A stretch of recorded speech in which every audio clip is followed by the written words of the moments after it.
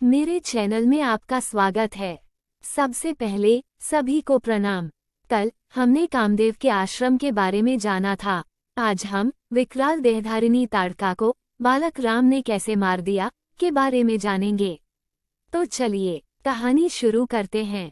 स्त्री के रूप में ताड़का एक घोर पाप है और पाप को नष्ट करने में कोई पाप नहीं होता। हे राम, तुम इस पापिनी का संहार कर दो। प्रातःकाल स्नान संध्योपासनादि कार्यों से निवृत्त होकर राम और लक्ष्मण गुरु विश्वामित्र के साथ सरिता तट पर पहुंचे।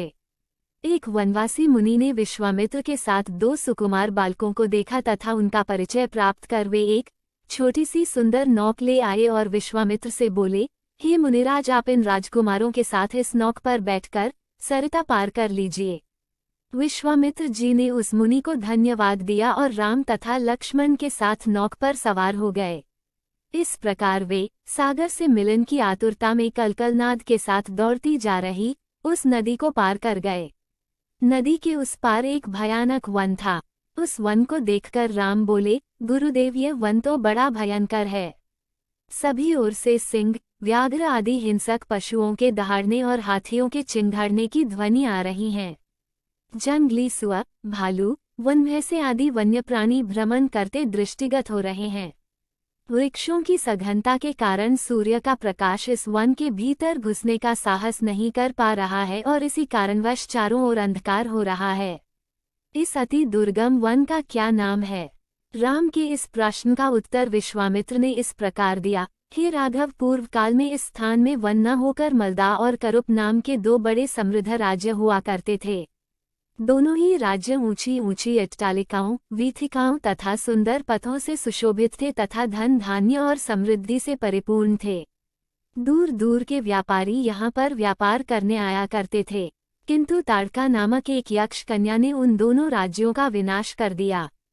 ऋषि विश्वामित्र ने आगे बताया, ताड़का कोई साधारण स्त्री न होकर सुंद नाम के राक्षस की पत्नी और मारीच नामक राक्षस की माता है। उसके शरीर में 1000 हाथियों के बराबर बल है और वह अत्यंत पराक्रमी और शक्तिशाली है। इस प्रदेश को नष्ट करने के पश्चात ताड़का ने अपने पुत्र मारीच के साथ मिलकर यहाँ के समस्त निवासियों को मारकर खा डाला। अब उनके भय से यहाँ 2-2 कोस दूर तक किसी मनुष्य की परछाई भी दिखाई नहीं देती। भूलवश यदि कोई यहाँ आ भी जाए तो जीवित नहीं लौट पाता। उसी ताड़का का संहार करने के लिए ही मैं तुम्हें यहाँ लाया हूँ। राम ने आश्चर्य से पूछा, गुरुदेव, स्त्रियां तो कोमल और दुर्बल होती हैं, फिर ताड़का में 1000 हाथियों का बल कैसे आ गया? ऐसा प्रतीत होता है कि अवश्य कुछ न कुछ रहस्य है। विश्वामित्र बोले, वत्स, तुम्हारा कथन सत्य है और वास्तव में इसके पीछे एक रहस्य है। सुकेतु नाम का एक अत्यंत बलवान यक्ष था। वह संतानहीन था, अतः संतान प्राप्ति के उद्देश्य से उसने ब्रह्मा जी की कठोर तपस्या की। उसकी तपस्या से प्रसन्न होकर ब्रह्मा जी ने उसे संतान होने का वरदान दे दिया। परिणामस्वरूप ताड़का का जन्म हुआ। सुकेतु के द्वारा ताड़का के अत्यंत बली होने का वर मांगने पर ब्रह्मा जी ने उसके शरीर में 1000 हाथियों का बल दे दिया। विवाह योग्य आयु होने पर सुकेतु ने ताड़का का विवाह सुंद नामक राक्षस से कर दिया और उससे मारीच का जन्म हुआ। मारीच भी अपनी माता के समान बलवान और पराक्रमी था। वह सुंद राक्षस का पुत्र होकर भी स्वयं राक्षस नहीं था, किंतु बाल्यकाल में वह बहुत उपद्रवी था। ऋषि मुनियों को अकारण कष्ट दिया करता था। उसके उपद्रवों से त्रस्त होकर एक दिन अगस्त्य मुनि ने उसे राक्षस हो जाने का शाप दे दिया। अपने पुत्र के राक्षस गति प्राप्त हो जाने से सुंद अत्यंत क्रोधित हो गया और अगस्त्य ऋषि को मारने दौड़ा। इस पर अगस्त्य ऋषि ने शाप देकर सुंद को तत्काल भस्म कर दिया। अपने पति की मृत्यु का बदला लेने के लिए ताड़का भी अगस्त्य ऋषि पर झपटी। इस पर अगस्त्य ऋषि ने शाप देकर ताड़का के सौंदर्य को नष्ट कर दिया और वह अत्यंत कुरूप हो गई। अपनी कुरूपता को देखकर और अपने पति की मृत्यु का बदला लेने के लिए ताड़का ने अगस्त्य मुनि के आश्रम को नष्ट करने का संकल्प किया है। अतः हे राम, मैं तुम्हें आज्ञा देता हूँ कि तुम ताड़का का वध करो। तुम्हारे अतिरिक्त इसका वध कोई भी नहीं कर सकता। अपने मन से यह विचार निकाल दो कि यह स्त्री है और स्त्री का वध मैं कैसे करूं। स्त्री के रूप में यह एक घोर पाप है। अपनी कुरूपता को देखकर और अपने पति की मृत्यु का बदला लेने के लिए ताड़का ने अगस्त्य मुनि के आश्रम को नष्ट करने का संकल्प किया है। अतः हे राम, मैं तुम्हें आज्ञा देता हूँ कि तुम ताड़का का वध करो। तुम्हारे अतिरिक्त इसका वध कोई भी नहीं कर सकता। अपने मन से यह विचार निकाल दो कि यह स्त्री है और स्त्री का वध मैं कैसे करूं। स्त्री के रूप में यह एक घोर पाप है, और पाप को नष्ट करने में कोई पाप नहीं होता। समस्त संशय को त्याग कर मेरी आज्ञा से तुम इस पापिनी का संहार कर दो। राम ने कहा, गुरुदेव, आपकी आज्ञा मुझे शिरोधार्य है। समस्त मानवों के कल्याण के लिए मैं अवश्य ही ताड़का का वध करूंगा। इतना कहकर राम ने अपने धनुष पर बाण रखकर उसकी प्रत्यंचा को कान तक खींचकर भयंकर टंकार किया। टंकार से उत्पन्न ध्वनि से समस्त वन प्रांत गुंजायमान हो उठा। वन्य प्राणी भयभीत होकर इधर उधर भागने लगे।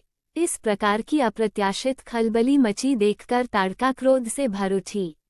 धनुष ताने राम को देखते ही इस विचार से कि कोई अपरिचित कुमार उसके साम्राज्य पर आधिपत्य करना चाहता है, वह क्रोध से पागल हो गई। राम पर आक्रमण करने के लिए वह तीव्र गति से उन पर झपटी। ताड़का को अपनी ओर आते देखकर राम ने लक्ष्मण से कहा, हे सौमित्र, ताड़ के वृक्ष जैसी विशाल और विकराल मुख वाली इस राक्षसी का शरीर कितना कुरूप है। इसकी मुख मुद्रा देखकर ही प्रतीत होता है कि यह बड़ी हिंसक है और निरीह प्राणियों की हत्या करके उनका रक्तपान करने में इसे बहुत आनंद आता होगा। तुम एक तरफ सावधान होकर खड़े हो जाओ और देखो कि कैसे इसे मैं अभी यमलोक भेजता हूँ। विकराल देहधारिणी ताड़का अपने बड़े बड़े दांत चमकाती, भुजाओं को फैलाए हुए द्रुतगामी बिजली की तरह राम और लक्ष्मण पर अत्यंत तीव्रता के साथ झपटी। राम इस भयंकर आक्रमण के लिए पहले से ही तत्पर थे। उन्होंने तीक्ष्ण बाण चलाकर उसके हृदय को छलनी कर दिया।